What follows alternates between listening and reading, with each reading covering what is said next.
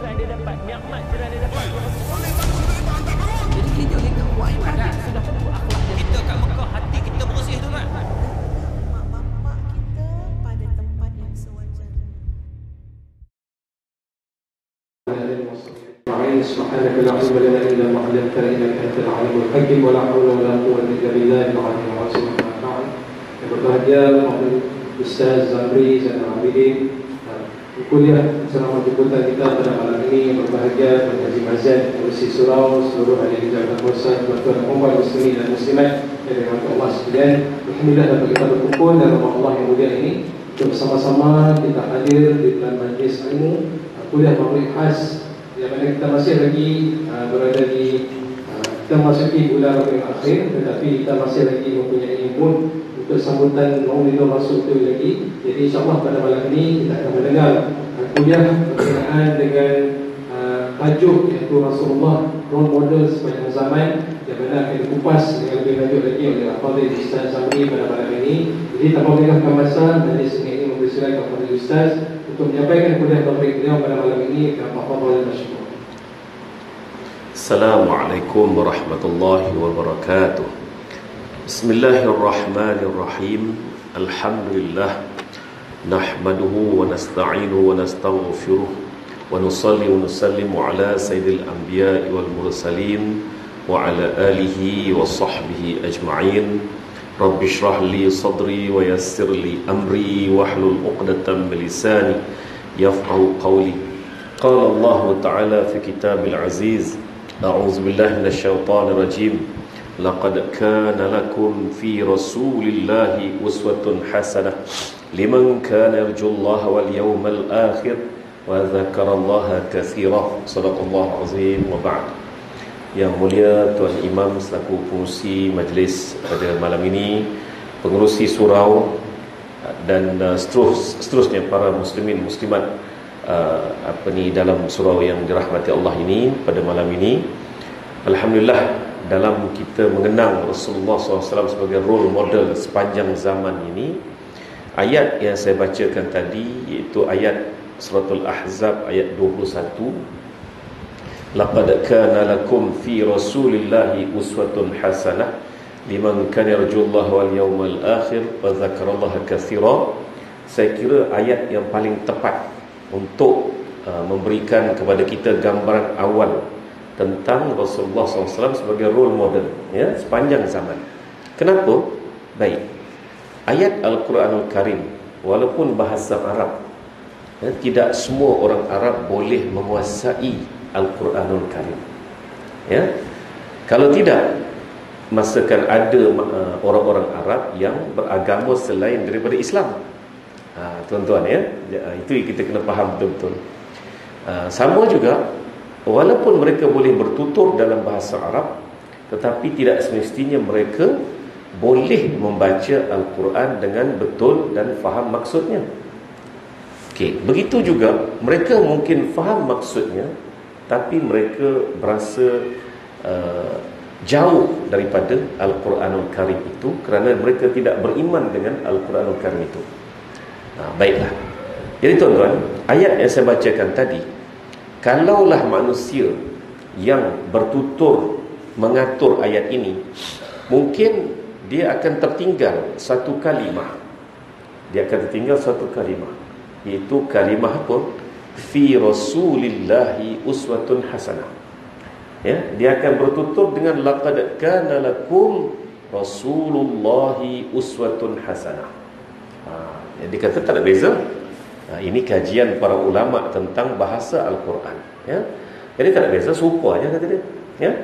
Maknanya demi sesungguhnya Al-Quran, demi sesungguhnya Muhammad itu menjadi petunjuk terbaik untuk kamu ya, kepada mereka liman kana yarjullaha wal yawmal akhir wa dzakarallaha katsiran, kepada mereka yang mengharapkan redha Allah dan juga balasan baik pada hari akhirat, atau beriman tentang hari pembalasan yang wujud itu ya, dan menyebut nama Allah sebanyak-banyaknya. Apa masalah?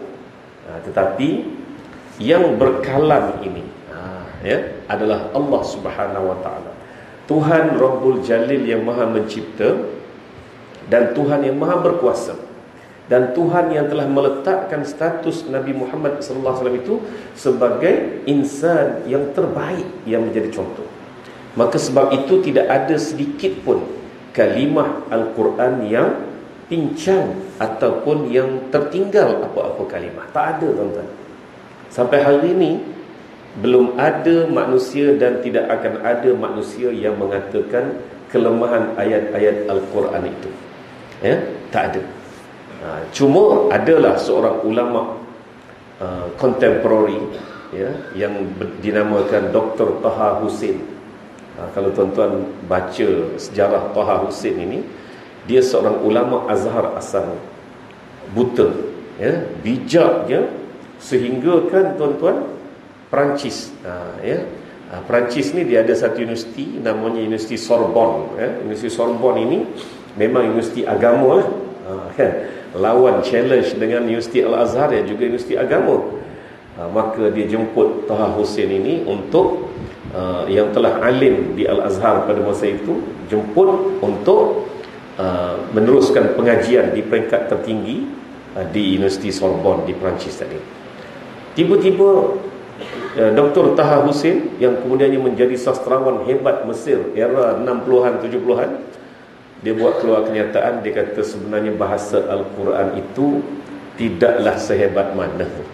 Terbalik jadi, tuan-tuan, ya, daripada seorang ulama asalnya, ya, terbalik.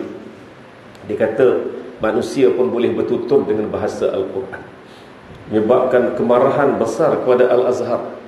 Al-Azhar dia isytihar tarik balik. Tuan-tuan, Universiti Al-Azhar ni keistimewaan dia, dia boleh tarik balik ijazah bila-bila masa. Termasuklah saya sendiri yang memiliki ataupun memegang ijazah Al-Azhar, dia boleh tarik balik jika tiba-tiba lah, na'udzubillah, ya, membuat kenyataan seperti Taha Hussein tadi. Ditarik balik gelaran-gelaran dia di Al-Azhar pada masa itu pun ditarik balik. Dan tuan-tuan, Taha Hussein ini terus berkarya, diangkat, disanjung sebagai sastrawan agung Mesir juga, walaupun dalam keadaan dia dicerca oleh Universiti Al-Azhar, universiti asal dia sendiri. Ringkaskan cerita, ada seorang manusia yang juga seorang sastrawan namanya Abbas Mahmud Al-Aqad. Selalu berdebat dengan Taha Hussein, berdebat dengan Taha Hussein, sehinggalah detik-detik akhir hayat Taha Hussein, ketika mana Abbas Al-Aqad ini tadi, ya, seorang sastrawan ini, tapi sastrawan pun bukan sastrawan sembarangan.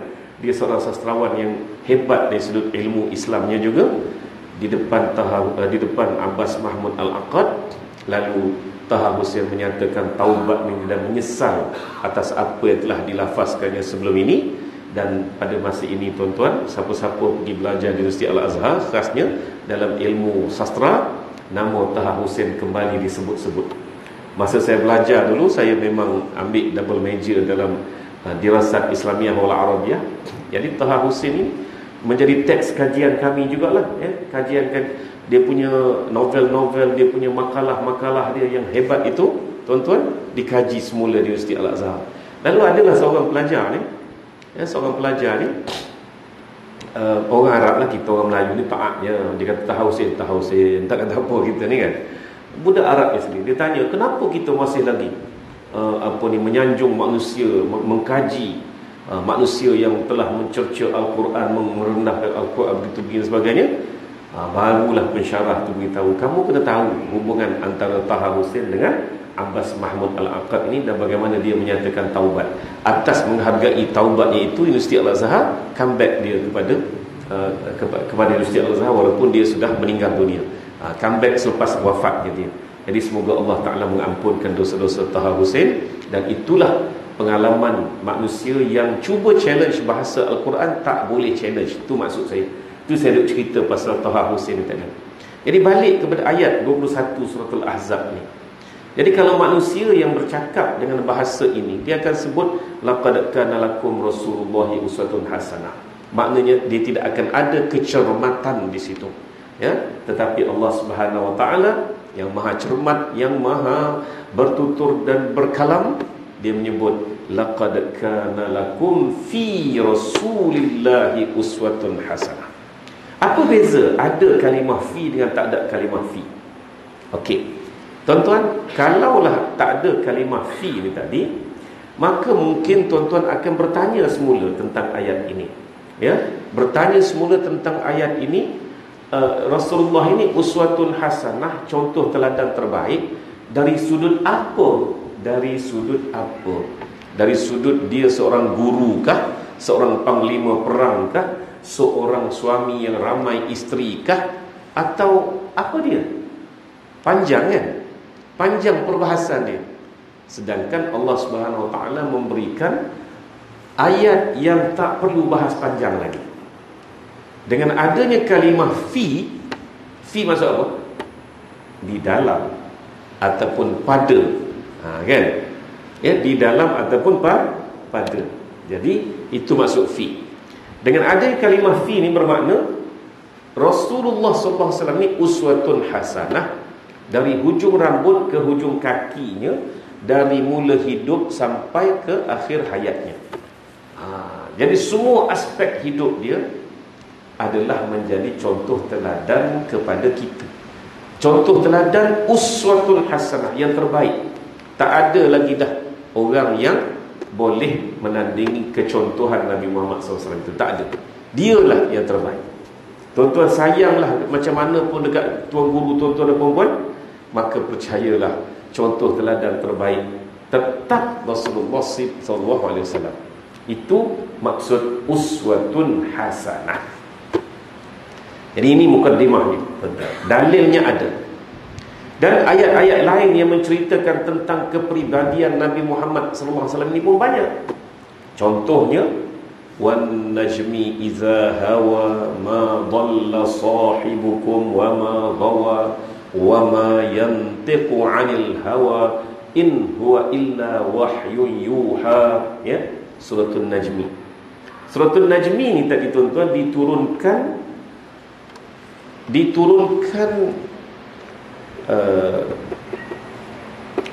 tahun atau 5 tahun sebelum Isra' wal Mi'raj. Suratul Najmi, ya, 4 tahun atau 5 tahun sebelum Isra' wal Mi'raj. Inilah surah yang pertama yang Rasulullah SAW bacakan ke hadapan orang-orang Arab Quraisy secara terbuka, ya.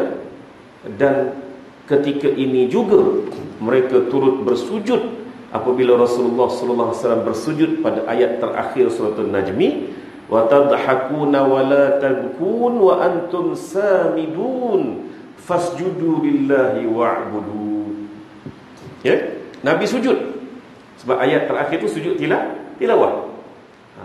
Ya, maka semua orang Quraisy sujud sebab kagum dengan surah ini. Surah ini menceritakan hal langit yang tak pernah dibayangkan oleh mereka. Ada dalam surah An-Najm, tuan-tuan, ya. Dan Allah memulakan pula dengan wan najmi idza hawa, demi bintang ketika ia menjunam. Bintang menjunam, apa dia? Meteor. Meteor kan, tahib bintang kita kata. Semua orang tak tahu apa benda tahib bintang ni. Tengok memancar-mancar saja. Sedangkan pada masa itu orang-orang Arab bila tengok tahib bintang ni semua takut, seakan-akan ada kecelakaan, ada mara bahaya. Saya ingat budaya itu bukan dalam masyarakat Arab kuno saja. Saya masih ingat zaman saya kecil-kecil tu di kampung, ketika orang kata apa, menangkap belalang lepas musim padi kan. Tiba-tiba dengan sepupu-sepupu yang dah senior masa tu, sepupu pun dah pencen habis dah kan. Maknanya dia dah dewasa pada masa tu. Tengok je meteor ke langit, dia ludah. Kita pun ludah kenapa? Tolak bala. Kita pun ludah lah masa tu. Umur kita berkali dalam darjah 2, darjah 3 kan. Ludah jugalah. Maknanya minda manusia tu terperangkap dengan objek langit kerana mereka tak tahu apa. Jadi Allah Ta'ala bersumpah demi bintang ketika ia menjunam, ma dhalla sahibukum wa ma ghawa, dalam keadaan kamu takut dan kamu tak faham apa itu bintang yang menjunam itu, sahabat kamu ini bukanlah seorang yang sesat dan juga seorang yang bercakap mengarut. kan? Bercakap mengarut, tak ada. Wa ma yantiqu 'anil hawa, bahkan dia, sahabat kamu tu siapa? Nabi Muhammad sallallahu alaihi wasallam. Bahkan dia tidak pernah bercakap dengan hawa nafsu. Dia bercakap semuanya dengan wahyu yang diwahyukan kepadanya. Allamahu syadidul quwa, ya. Wahyu itu disampaikan dan diajarkan kepadanya oleh malaikat Jibril yang amat gagah. Zu mirratin fastawa, lagi mempunyai kebijaksanaan, kemudian ia memperlihatkan dirinya kepada Nabi Muhammad SAW dalam rupanya yang asal. Jadi tuan-tuan, surah An-Najmi ini menceritakan asal usul wahyu yang diterima oleh Nabi Muhammad SAW dan disampaikan kepada orang-orang Quraisy pada masa itu. Jadi tuan-tuan, ayat ni, surah An-Najmi ini, inilah sebenarnya yang menceritakan tentang Isra wal Mi'raj sebenar. Dan pada masa ni Abu Bakar As-Siddiq, dia ini kelebihan Abu Bakar As-Siddiq. Kalau nak tahu kenapa Abu Bakar As-Siddiq bila berlaku Isra Mi'raj dia boleh terima terus, percaya terus, kerana surah An-Najmi. Surah An-Najmi diturunkan pada tahun 6 kerasulan, manakala Isra wal Mi'raj pada tahun ke-10 atau ke-11 kerasulan. Jadi maknanya Abu Bakar kelebihannya dia dhabit. Dhabit mana apa? Dia ingat, dia simpan, dia storage maklumat-maklumat dia. Cuma tunggu lagi bila berlaku peristiwa ni, akan berlaku bila. Jadi bila berlaku Isra wal Mi'raj, Abu Bakar terus, ya, aku tunggu lama dah, sebab dah diberitakan. Berbanding dengan orang lain, ya, berbanding dengan orang lain yang tak tahu menahu tentang surah An-Najmi, ataupun mereka tahu tentang surah An-Najmi tetapi tidak dhabit. Itulah kelebihan Abu Bakar As-Siddiq radhiyallahu anhu, ya. Baik, saya nak balik kepada pokok pangkal perbincangan saya tadi. Apa dia? Wa ma yantiqu 'anil hawa. Jadi Allah Ta'ala mengiktiraf kata-kata Nabi Muhammad SAW itu bukan kata-kata hawa nafsu, sebaliknya kata-kata yang diwahyukan kepada dia. Ini dua contoh. Contoh pertama, laqad kana lakum fi rasulillahi uswatun hasanah tadi, iaitu dalam surah Al-Ahzab ayat 21, dan surah An-Najmi keseluruhannya. Ini adalah dua contoh bagaimana Allah Ta'ala telah iktiraf Nabi Muhammad SAW itu sebenarnya adalah contoh teladan terbaik untuk kita. Baik, adakah Al-Quran saja yang menceritakan tentang Nabi Muhammad SAW? Bagaimana dengan kitab-kitab terdahulu? Bagaimana dengan kitab-kitab terdahulu? Ini pun kita kena tahu juga, tuan-tuan, ya. Di dalam kitab-kitab terdahulu, rupa-rupanya ada perbincangan khas tentang Nabi Muhammad SAW yang bakal dibangkitkan, walaupun tak tahu bila dibangkitkan itu. Dalam Taurat, dalam Zabur, dalam Injil, semuanya disebut tentang Nabi Muhammad SAW. Itulah istimewanya Nabi Muhammad SAW. Baik, ketika Nabi berhijrah, datanglah seorang pendeta Yahudi yang besar. Bukan ustaz-ustaz ni, bukan kaleng-kaleng. Ini memang ulama besar Yahudi. Namanya Abdullah bin Salam. Ya, ketika Nabi sampai di Madinah, semua pakat mari nak tengok. Yahudi, Nasrani, Arab musyrikin, Arab Muslim, semua pakat tengok. Yang Arab Muslim menyambut Nabi dengan penuh kebahagiaan. Tala'al badru alaina min saniyatil wada'. Kan? Itu antara syair orang-orang Arab Muslimin Madinah yang menyambut Nabi Muhammad SAW dengan penuh gilang gemilang, dengan penuh rasa bahagianya. Okey, Abdullah bin Salam juga sama seperti mana orang-orang Yahudi dan Nasrani yang lain, pergi nak tengok sama ada yang datang ini, Nabi Muhammad ini, adakah benar seperti mana di dalam kitab-kitab mereka. Dan tuan-tuan, adalah selain pada Abdullah bin Salam tu Huyai bin Akhtab dan juga Abu Yasir bin Akhtab. Saya sebut nama ni perlahan-lahan bukan apa, supaya tuan-tuan yang sempat nak salin tu salin. Boleh salin, ataupun yang sempat nak ingat tu boleh ingat nama-nama ni, kan. Abu Yasir dengan abang dia Huyai pergi tengok juga. Dan mereka ini juga hafiz. Hafiz apa? Hafiz Taurat wal Zabur. Bukan hafizul Quran, ya tak? Hafiz. Balik dua beradik ni. Bila balik, Abu Yasir tanya abang dia, macam mana wahai Huyai, pendapat kamu lelaki Arab tadi, betul ke? Kata Huyai, betul, saling tak tumpah, seperti mana yang disebut dalam kitab Taurat dan Zabur. Kata Abu Yasir, habis tu apa sikap kita? Sikap kita tak boleh terima, kita kena lawan. Sebab dia bukan Yahudi, dia Arab. Didengar oleh anak Huyai yang pada masa itu umurnya baru 8 tahun. Nama Sofiyah binti Huyai, ya. Maka Sofiyah sejak hari itu sudah rasa curiga dan tidak percaya kepada bapanya dan juga bapa saudaranya yang mendidik dia menjadi hafizatul Taurat wa Zabur. Tuan-tuan. Dan akhirnya Sofiyah menjadi Ummul Mukminin, isteri Rasulullah sallallahu alaihi wasallam, kan? Atas ketidakpercayaannya kepada kedua-dua bapa dan juga bapa saudaranya itu, maka dia tahulah bahawa mereka ini sebenarnya menipu dan mereka ini sebenarnya mengubah maksud-maksud yang ada dalam Taurat dan Zabur tadi, ya. Beberapa tahun kemudiannya, iaitu pada tahun 8 Hijrah, Sofiyah pun memeluk Islam dan juga menjadi Ummul Mukminin. Jadi jangan main-main tentang Sofiyah tadi. Baik, Abdullah bin Salam tadi, bila dia balik je ke rumah dia, dikerumunilah oleh anak-anak murid dia. Dia pun diam, dia tak kata apa. Dia pun pergi jumpa Nabi Muhammad sallallahu alaihi wasallam. Dia pergi jumpa Nabi Muhammad sallallahu alaihi wasallam dan dia mengatakan, aku bersyahadah Islam dengan kamu, ya. Kenapa? Kenapa? Sebab seluruh penampilan Nabi Muhammad sallallahu alaihi wasallam, gaya bercakap, bodinya dan sebagainya, gaya bertindak, gaya dia melayan orang dan sebagainya, bertepatan dengan apa yang ada dalam kitab Taurat dan Zabur, tuan-tuan. Tapi dia kata dekat Rasulullah SAW, kaum Bani Israel, kaum Yahudi ni adalah satu kaum yang cukup hebat dalam tipu helah. Ini yang kaum yang kita hadapi sekarang di Palestin, tuan-tuan, ya. Kaum yang tak habis-habis menyusahkan orang sepanjang zaman. Sebenarnya, tuan-tuan, ya.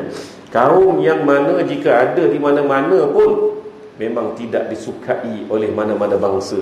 Bukan oleh Arab Palestin saja, ya. Mereka juga tidak disukai di Germany. Mereka juga tidak disukai di sebutlah mana negara yang pernah menjadi porak-peranda kerana adanya kaum ini, itulah dia Yahudi namanya, ya.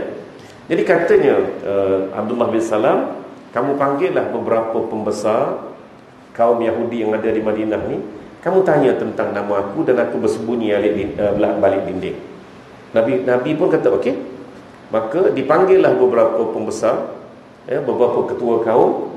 Nabi tanya, kamu kenal Abdullah bin Salam? Oh, kenal. Mereka lah orang terbaik dalam kalangan kami. Mereka lah baka baik, warisan baik, anak orang baik-baik, semua baik-baik-baiklah. Maka Abdullah bin Salam pun telah mendengar puji-pujian yang melangit kepada dia tadi. Keluarlah dari balik dinding. Inilah orangnya, katanya. Inilah orangnya, Abdullah bin Salam yang kamu tanya tadi. Kata Abdullah bin Salam, dengan kepercayaan yang telah kamu berikan kepada aku itu, aku menyeru kamu untuk beriman dengan lelaki ini kerana dialah Rasul yang disebut dalam kitab Taurat dan Zabur. Dia berimanlah. Aku dah beriman. Saat tu juga orang-orang Yahudi pun berpusing 360 darjah, 720 darjah, ya. Maknanya kata apa? Inilah manusia paling tak guna dalam kaum kami, paling tak boleh pakai, penipu, pengapa dan sebagainya. Nabi SAW melihat dengan mata kepala sendiri, live, tuan-tuan, bagaimana sikap orang-orang Yahudi ni. Dia boleh terpaling begitu sekali, ya, dia boleh berpaling tanah begitu sekali. Akhirnya tinggallah Abdullah bin Salam dalam keadaan dicerca, dihina di hadapan Rasulullah SAW itu bersama-sama dengan baginda Rasulullah SAW. Maka katanya Abdullah bin Salam, demikianlah ya Rasulullah, kaumku kaum Yahudi, ya. Jadi jangan ingat Yahudi itu semua jahat. Tidak, tuan-tuan, ya. Ramai lagi dalam kalangan Yahudi ini merupakan sahabat Rasulullah SAW dan juga para tabi'in. Mereka jadi tabi'in sebab mereka tak sempat memeluk Islam ketika Nabi SAW masih hidup. Jadi mereka memeluk Islam pada zaman sahabat maka jadilah mereka tabi'in. Okey. Umar melihat kejadian itu. Tapi Umar tak tahu, Umar Ibn Khattab tak tahu kisah yang berlaku antara Abdullah bin Salam dengan kaumnya tadi tu, ya. Umar pergi kejar Abdullah bin Salam. Kemudian selepas itu Umar menyebut, wahai Abdullah, ya, wahai Ibnu Salam. Dalam ayat Al-Quran ada disebut berkenaan dengan ya'rifunahu kama ya'rifuna abna'ahum. Mereka itu mengenali. Ya'rifu maknanya kalimah fi'il mudhari'. Fi'il mudhari' ni dalam bahasa Inggeris dia panggil apa? Present tense. Dalam bahasa Melayu maknanya benda yang sentiasa akan berlaku, ya, ataupun benda yang sentiasa terjadilah, maknanya ongoing, kata orang Putrajaya kata, kan. Jadi ya'rifunahu kama ya'rifuna abna'ahum.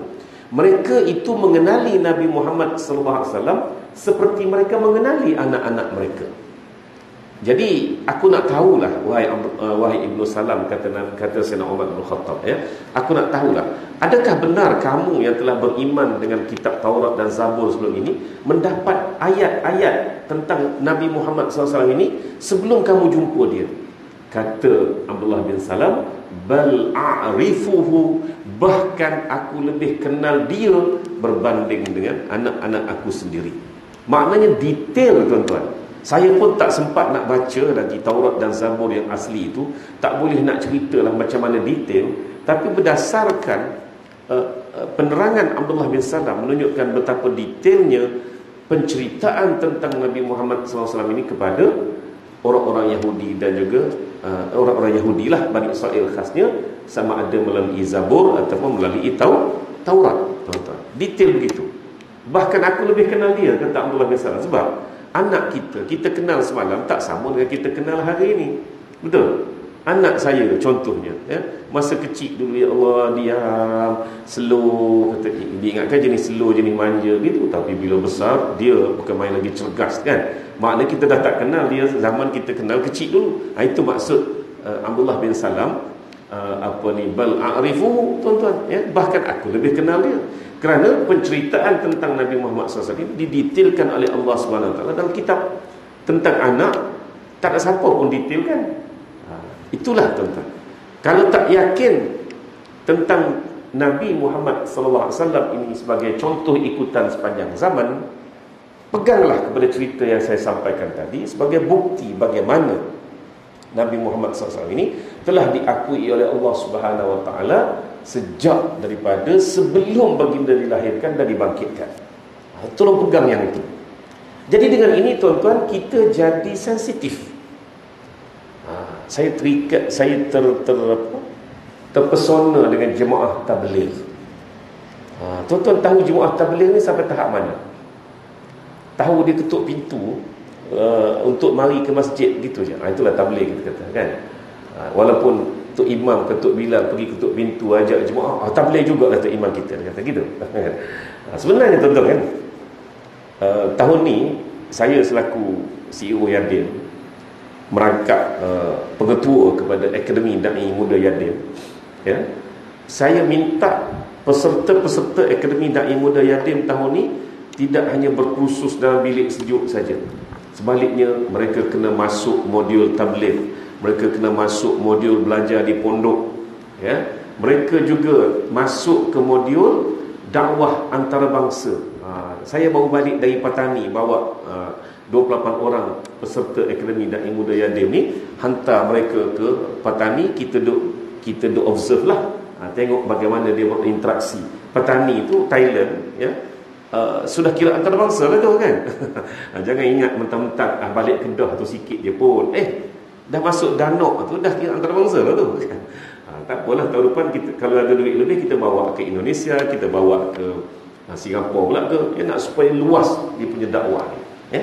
Jemaah tabligh, selain daripada kita keluar berdakwah, bergerak dari masjid ke masjid, keluar 3 hari, keluar seminggu, keluar 40 hari, 4 bulan pun ada.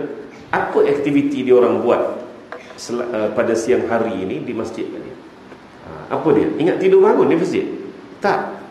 Mereka sebenarnya belajar hadis. Ada guru, ada ustaz dalam kumpulan-kumpulan itu, tuan-tuan, ya. Mereka belajar hadis dan mereka melatih diri mereka untuk obses, istilahnya obses kepada sunnah dan juga kepada hadis-hadis Rasulullah SAW. Diajar supaya bila dengar je kalimah Nabi sallallahu alaihi wasallam bersabda, terus pasang telinga. Gitu. Bukannya Nabi SAW bersabda duk main game lagi. Tak kata apa. Tak adalah nak selawat balas, tak ada, apatah lagi nak dengar apa dia yang disampaikan oleh guru. Ini tuan-tuan sikap kita sebenarnya. Ya, sikap kita bila dengar sahaja sunnah, bila dengar sahaja hadis Nabi, kata-kata Nabi, pesanan Nabi ke, ataupun ulasan para sahabat terhadap Nabi, maka kita kena sensitif. Maksud terus nak dengar apa dia Nabi kata, apa dia Nabi kata, kan? Dia ada perasaan itu, dia ada perasaan tersebut sebenarnya. Barulah betul dalam hati kita ni kasih pada Nabi sallallahu alaihi wasallam. Jangan hanya berqasidah, jangan hanya berarak, berselawat, bukan main hebat, tapi bagaimana cara kita nak mengikuti sunnah Rasulullah sallallahu alaihi wasallam itu tidak ada sensitiviti dalam hati kita. Tuan-tuan, saya juga terlibat dalam kursus haji. Ya, terlibat. Saya mengajar di Surah Furqan ini, ingat, dalam beberapa tahun, tuan-tuan. Sehinggalah saya minta tarik dirilah bagi orang lain pula, kan. Jangan asyik kita saja. Di Masjid Putra saya mengajar, di mana lagi? Surau apa tu? Dekat Pesisir Sembilan, dekat Petronas tu, Surah An-Najah. Saya mengajar juga di luar Putrajaya pun banyak, ya. Jadi masa saya mula-mula menceburi bidang kursus haji ni dulu, tuan-tuan, ya, bila kita cerita-cerita tentang perjalanan haji ni, jemaah tanyalah, ataupun peserta tanyalah, ustaz, kalau mana lebih afdal kita buat begini banding buat begitu? Itu soalan popular dalam kursus haji, kan. Tuan-tuan dah pernah kursus haji tahulah, macam itulah soalan dia. Jadi 20 tahun dulu, masa saya mula-mula menceburi bidang kursus haji ni, kita kata afdal buat begini sebab Nabi buat begini. Full stop. Orang tak bahas dah. Orang akan begitu. Okey, tak apa. Terima kasih. Kalau dia terima kasih, dia tak terima kasih pun tak apalah, kan. Tapi akhir-akhir ini bila ditanya soalan yang sama, saya pun jawab, afdal. Contoh, ustaz, mana lebih afdal? Apabila kita bertolak dari Mekah ke Arafah terus balik ke Mekah ke, ataupun kita pergi ke Muzdalifah dulu, lepas tu pergi ke Mina, bermalam di Mina pula 3 hari 3 malam, baru masuk ke Mekah semula. Mana lebih afdal? Maka of course saya akan jawab, dari Arafah ke Muzdalifah, kemudian ke Mina 3 hari 3 malam, kemudian kita pun baliklah ke Mekah selepas daripada Nafar Sani, iaitu selepas daripada 13 Zulhijjah tadi tu. Sebab apa afdal begitu, ustaz? Sebab ada package yang dari Arafah terus balik ke Mekah, kan. Kenapa afdal begitu? Saya pun jawab apa? Apa jawapan saya? Sebab itu rute perjalanan Nabi sallallahu alaihi wasallam. Dulu full stop, orang tak tanya dah. Sekarang, bukan sekarang lah, saya tak kata semua, tapi ada soalan, bukan sekali, bukan dua, banyak kali juga orang tanya lagi saya. Bila saya jawab macam tu, apa soal, apa dia tanya tu? Habis tu kenapa dia tanya? Habis tu kenapa? Saya jadi bela. Apa-apa? Nampak? Jadi dia tanya mana lebih afdal. Saya kata route ini lebih afdal kerana Rasulullah SAW buat macam ni, ataupun Nabi buat macam ni, kan? Jadi sepatutnya dah titik dah tu, noktah, tak perlu tanya lagi dah. Tapi ada akhir-akhir ni soalan balas, habis tu kenapa? Aku nak jawab apa lagi? Bermakna di situ ada slack dari sudut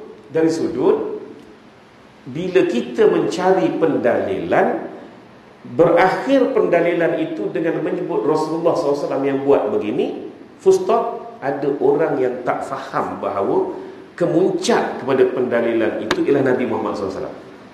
Ini maksud saya, tuan-tuan. Dan perkara ni saya jumpa banyak kali, sehingga saya kata something wrong about sunnah in their mind sebenarnya, kan? Ada masalah dia nak letak sunnah tu dalam minda dia.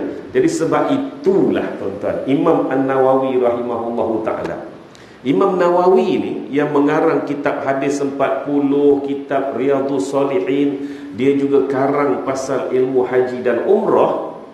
Dia dalam kitab Idah fi Manasikil Haji wal Umrah karangan Imam Nawawi, bab pertama tu kitab tu kitab haji dan umrah, tapi bab pertama dia bincang bab solat dan juga bab amalan-amalan sebelum pergi haji dan umrah. Kenapa? Kerana kita perlu ada dalam diri kita pegangan yang teguh terhadap siapa Rasulullah SAW. Makna penamat sudah. Ini kita kena ajar ke generasi muda kita, ya. Jadi kalaulah generasi yang dewasa macam kita berhari ini pun masih lagi tidak berapa teguh kecintaan dan kepercayaan, ya. Kecintaan itu susah kita nak ukur sebenarnya.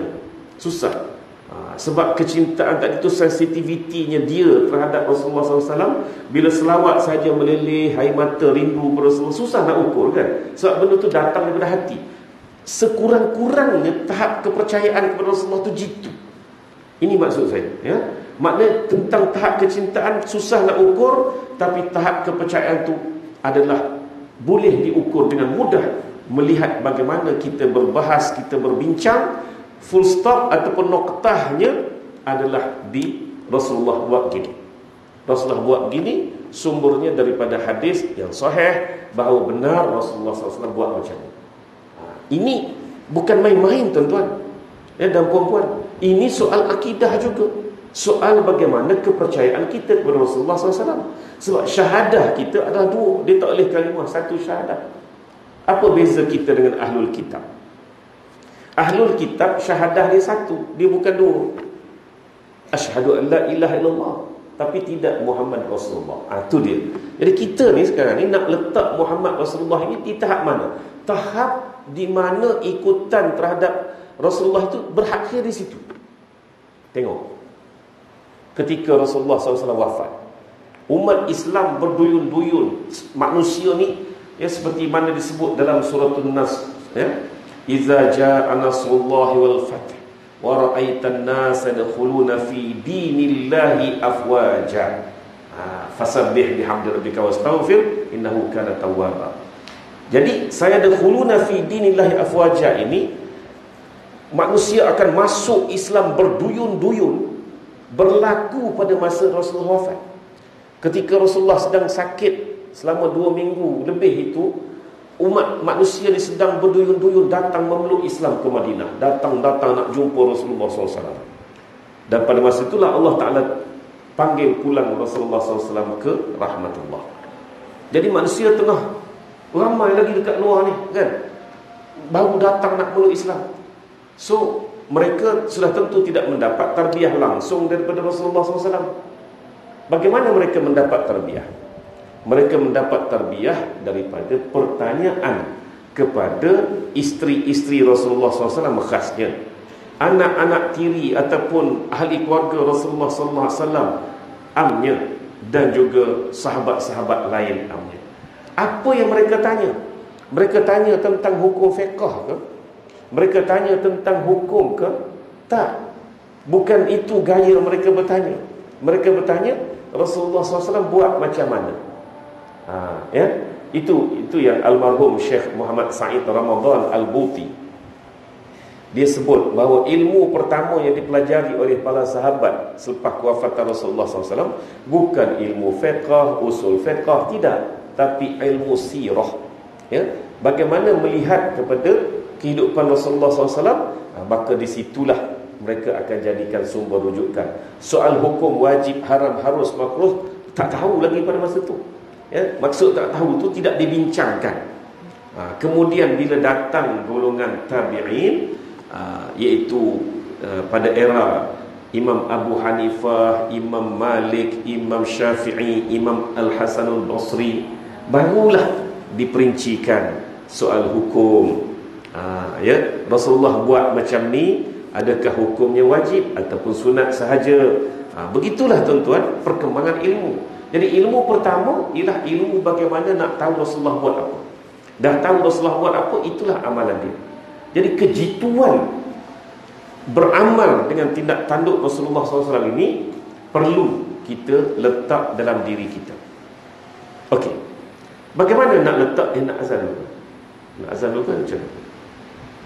Teruskan. Okey, baik. Bagaimana? Ya, konsep kita dah terima bahawasanya kejituan, keyakinan terhadap amalan Rasulullah SAW ini mesti wajib ada dalam diri kita. Kalau tidak, kita tak ada rujukan. Tuan-tuan, tak kisah tuan-tuan tak percaya kepada ulama A berarti percaya kepada ulama B ke, ataupun lebih percaya kepada ulama C ke, itu tak kisah. Tapi soalnya kita hendak yakin menerima Rasulullah SAW itu sebagai pemutus. Ini penting dalam diri kita. Ya, ini penting dalam diri kita.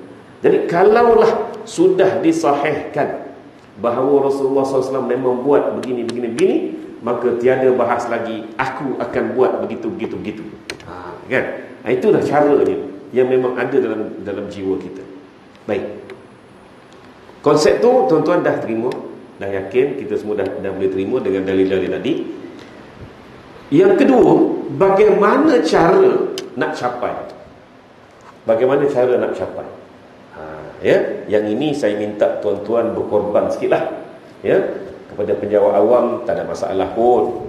PM baru umum RM2,000 bagi grade 56 ke bawah. Kan? Pesara pula dapat RM1,000, tuan-tuan. Kan? Pesara ringgit. Kan? Jadi gunalah sikit duit tu untuk buat apa yang saya nak sebut ni, kan? Ya tak? Bukan untuk saya. Bukan saya nak kata main-main 10% seorang. Tak ada. Untuk tuan-tuan juga. Pertama sekali, kita kena belajar. Kita kena belajar mengenal Rasulullah SAW tu dulu. Tuan-tuan, ya. Kita kena belajar mengenal Rasulullah SAW tu. Macam mana? Bermula daripada sirah. Sirah dengan sunnah tu kita tak boleh beza sebenarnya. Sebab tu kalau musim Maulidur Rasul, dia punya poster tu ataupun banner banting tu, tuan-tuan sakit kepala kadang-kadang baca. Menjunjung sirah, ya, menjejaki sunnah. Terbalik. Sepatutnya menjunjung sunnah, menjejaki sirah. Itu sepatutnya. Jadi apa benda sirah dengan sunnah ni? Ada setengah tu kata, sama je lah, Rasulullah belaka.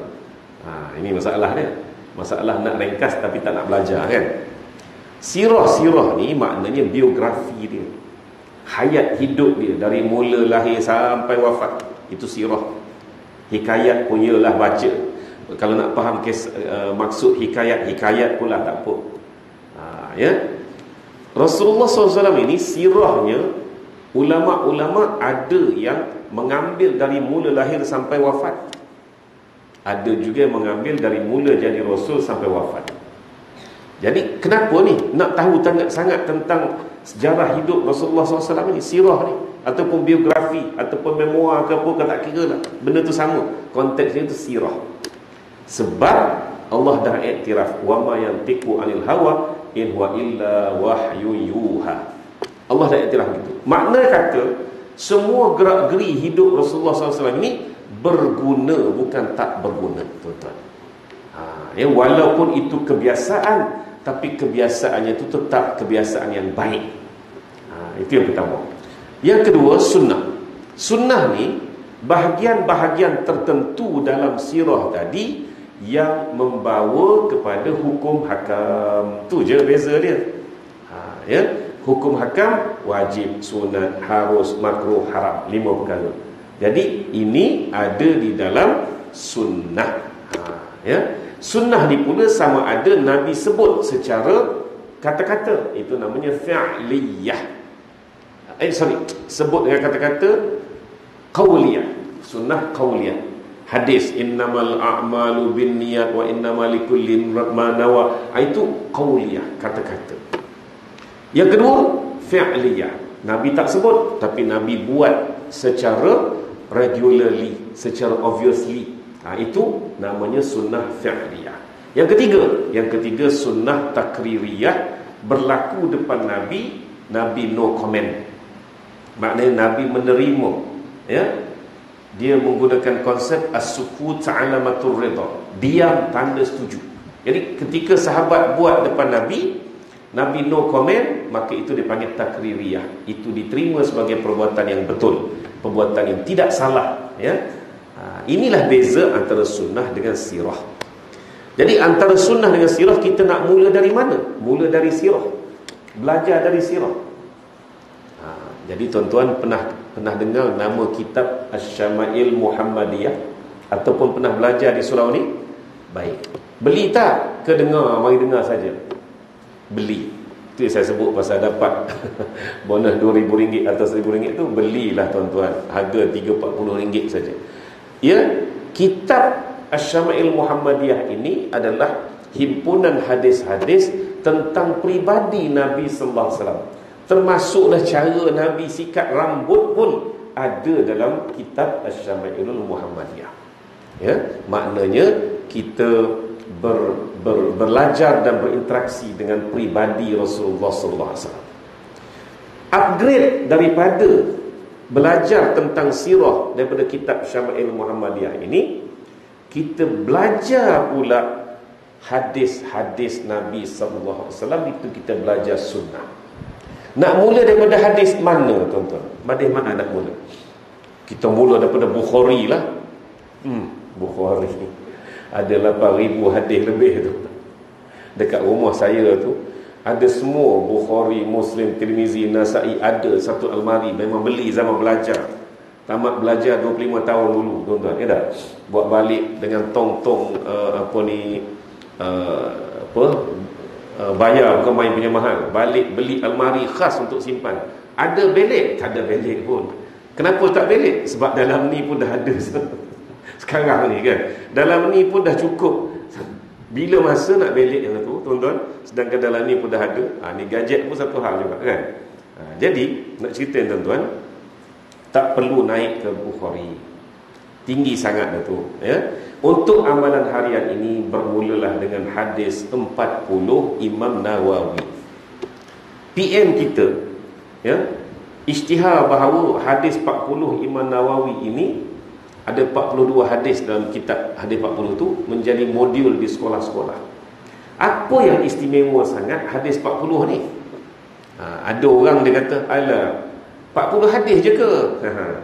Kamu hafaz semua dah 40 hadis tu? Dah hafaz semua? Dah belajar semua? Kata, jangan duk hina. 42 hadis dalam kitab Arba'in Nawawiyah ataupun hadis 40 tu, sebenarnya 42 aspek dalam hidup kita diwakili dengan setiap satu hadis. Sebab itulah tuan-tuan, bukan seorang imam yang buat hadis 40 ni, ramai lagi. Tapi yang kekal dimasyhurkan seluruh dunia sampai hari ini, sudah 700 tahun lamanya, ialah hadis 40 Imam Nawawi. Kerana apa? Kerana husnul tabwid dia panggil. Kerana cantiknya susunan bab-bab dalam itu yang menyentuh tentang kehidupan manusia. Pendek kata, jika kita beramal dengan 40 hadis dalam kitab Imam Nawawi itu, sudah cukup untuk menjadi amalan harian hidup kita. Kita mula upgrade daripada Syama'il Muhammadiyah RM40. Hadis 40 Imam Nawawi katalah RM40 juga, baru 100.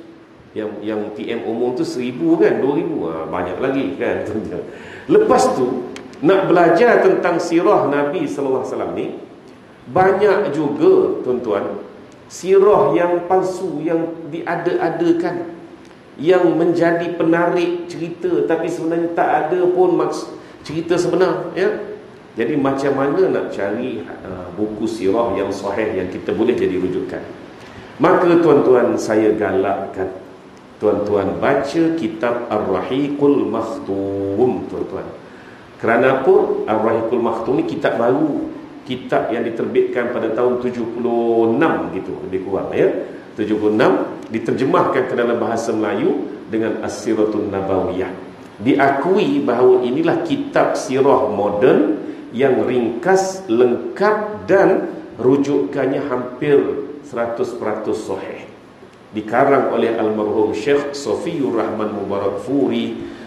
Di Malaysia ni banyak terbitan, tanpa saya sedar, ya, sebenarnya antara yang terlaris jualannya ialah terjemahan terbitan Yadin juga, tuan-tuan, kan. Betul-betul boleh beli online pun boleh. Baru RM60. Jadi berapa? Jadi baru RM150 sahaja. 3 buah kitab. Cukuplah dulu 3 buah kitab ni untuk menjadi asas kepada kita faham tentang Rasulullah SAW itu sebagai role model sepanjang zaman, tuan-tuan, ya. Jadi kalau kita tidak boleh menelaah dan tidak boleh mengurang masa untuk belajar tentang sirah Nabi sallallahu alaihi wasallam ini, maka percayalah agak sukar untuk kita memahami ilmu-ilmu Islam yang lebih halus, terperinci dan kompleks seperti fiqh dan sebagainya, ya kan? Percayalah, dengan adanya kecintaan dan keyakinan kepada Rasulullah SAW ini, insya-Allah maka kita akan lebih mudah memahami ilmu-ilmu Islam ini, sama ada ilmu dalam konteks ibadah ataupun dalam konteks yang lebih umum. Wallahu a'lam. Saya kira sekadar itulah kuliah khas untuk Maulidur Rasul ini, dalam tajuk Rasulullah SAW role model sepanjang zaman. Dan saya berharap apa yang saya suruh beli kitab 3 buah kitab tadi itu bukan sekadar hal luar telinga, memang suruh beli sungguh, tuan-tuan, ya. Tolonglah beli, insya-Allah. Modal tak sebesar mana pun, tapi manfaatnya kita mendapat keyakinan, kecintaan dan juga pengetahuan tentang kehidupan Rasulullah SAW, baik dari sudut sirah dan juga sunnahnya. Wallahu a'lam. Ampun maaf dipinta sebarang salah silap dan terkasar bahasa. Saya sudahi dengan aqulu qawli hadza wa astaghfirullahal azim li wa lakum. Wassalamu alaikum warahmatullahi wabarakatuh.